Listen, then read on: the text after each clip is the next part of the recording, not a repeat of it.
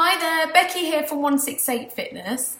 Last week I was talking about specifically how to achieve your fitness goals, and this week I'm going to go a little bit more specific and talk about running goals in particular. So if you're looking to achieve some running goals before the summer or over summer, before autumn winter time, then this is the blog for you. So what I'm going to cover today is mostly aimed at people that are just starting to run, but some of the key pieces of information will apply to all levels. So first of all, I want you to get really specific about your running goals.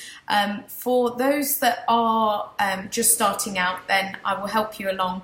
That usually the sort of goals that I get my clients to set when they are just starting to run, i.e. they've not run for maybe even a few years, at least months, the first goal that I encourage them to set is to be able to run 30 minutes non-stop. So that would be a good first goal, 30 minutes non-stop. If you're not currently able to do that, that would be a good first goal.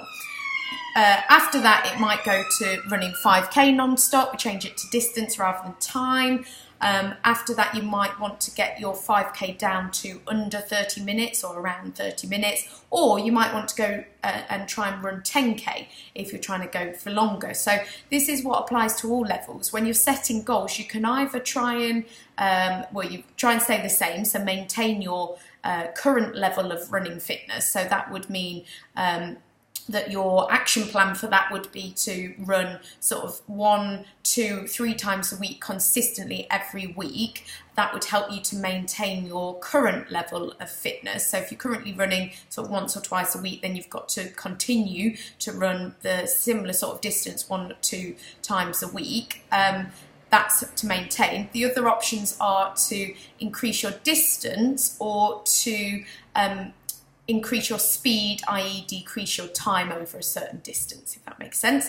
So that's where I was getting at, that you would look to try and either increase to from 5k to 10k, or you'd look to increase your speed and reduce your time that it takes you to do 5k. So you can either go for longer or you go quicker. Okay, so that not everyone wants to run faster, so you might want to run distance, and not everyone has the time or wants to run for longer, so you might want to look at trying to decrease your time and increase your speed, or just maintain and just keep running 5k, and naturally you'll probably get a little bit quicker the more you do it, the more experienced you get. So my advice this week then is for, I'm going to give you a few bits of advice, but for those that are just starting out, that are just either just started or haven't started yet, what I want you to do is to try and build up to that 30 minutes of non-stop running. And the way you do that, now I actually did this with a client this morning, the way you would do that is to start off with a walk if you want to warm up walking. If you usually warm up running, then great, carry on with that. But walk for up to 5 minutes just to get your body ready for the running part. And then you would do sort of 30 seconds of running. Now I call it running, you might call it jogging, but running slightly faster than walking. So running for 30 seconds and then walking for 30 seconds. Now you could walk for longer if you need a bit more recovery time.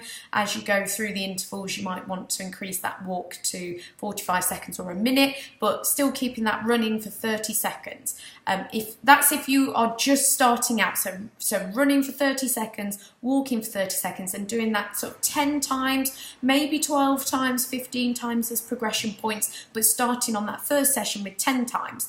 And so that's 10 minutes of running and walking, with not including that warm-up walk that you did at the start. And then, similar to what we did this morning with my client, at the end of that, we did a see how long you can run, and that's literally what we did. No expectations. We knew she'd be able to run for longer than 30 seconds because she was finding the 30 seconds fairly straightforward. I won't say easy, but straightforward. But no expectations, not aiming for a certain distance, not aiming for a set time, just see how she could get on for, how long she could run for. And we ended up doing sort of 3 minutes, 40 seconds. So it was just kind of in between a block. So that was a really great time. So we knew you, because you could do more than 30 seconds, but I didn't want to say do 5 minutes or 4 minutes or 3 minutes or whatever. Just see what you can do. That would be the point of that section, so to see how long you can run for. So no expectations, but do that bit at the end. You're probably a bit tired from the intervals, but that's okay. It doesn't have to be the best that you could possibly do ever.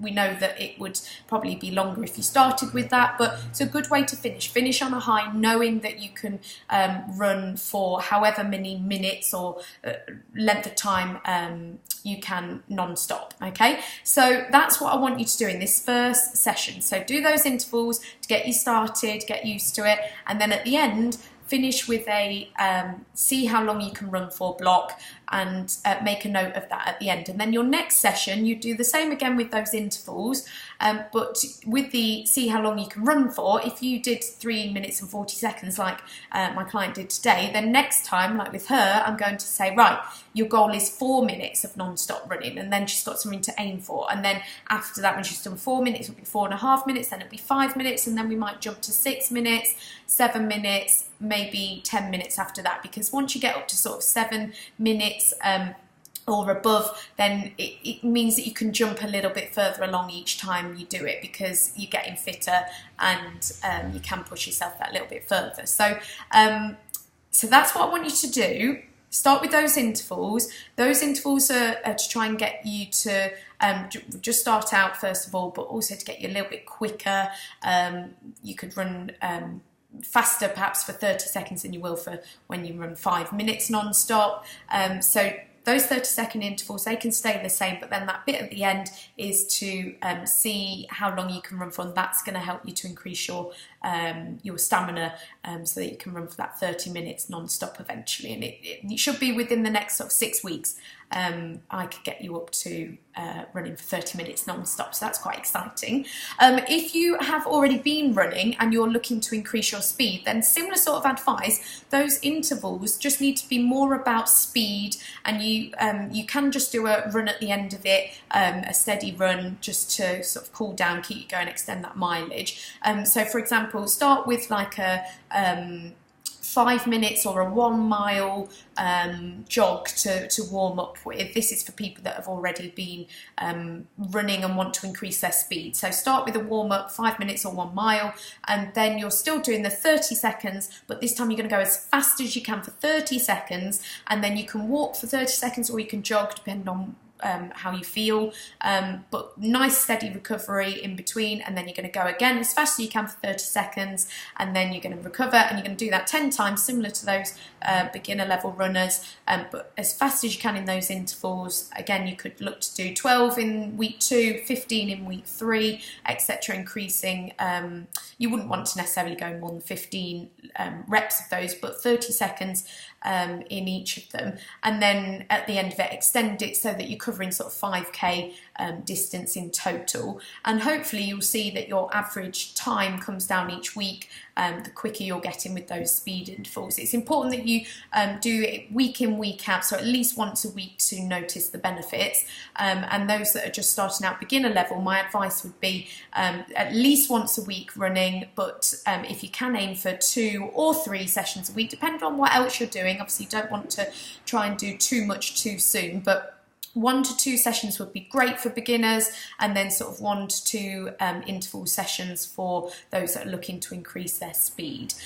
If you're looking to increase distance, then really it's quite simple. Just keep, every time you go out, just keep trying to do a little bit longer, whether that's distance or whether that's time. If you're currently running for 30 minutes each time you run, then look to do sort of 32 minutes or 33, etc., increasing up to 35, 40, 45, 55, etc., or up to 1 hour would be the next goal, and then 10k after that would be in sight. So it's really quite simple. Not saying it's easy, but it is simple once you think about it and get that plan of action. But the main thing is to be consistent with running. If you have a week off, then it will be a bit more challenging getting back into it, but as long as you do get back into it, it's not the end of the world. But just try and be consistent, especially coming up to summer before the holidays.